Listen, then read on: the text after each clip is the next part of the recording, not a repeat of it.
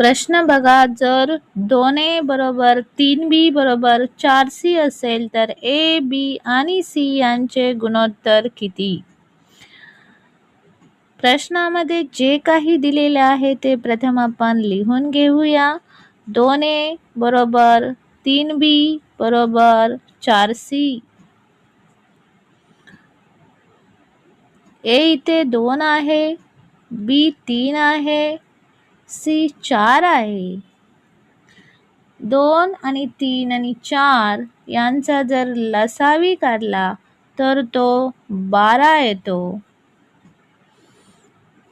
म्हणून बे सक्क 12, 3 चौक 12, 4 त्रिक 12.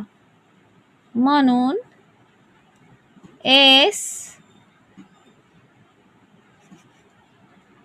बी बी सी यांचे गुणोत्तर 6 4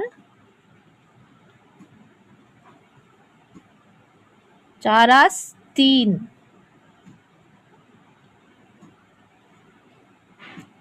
हे झाले या प्रश्नाचे उत्तर. ऑप्शन क्रमांक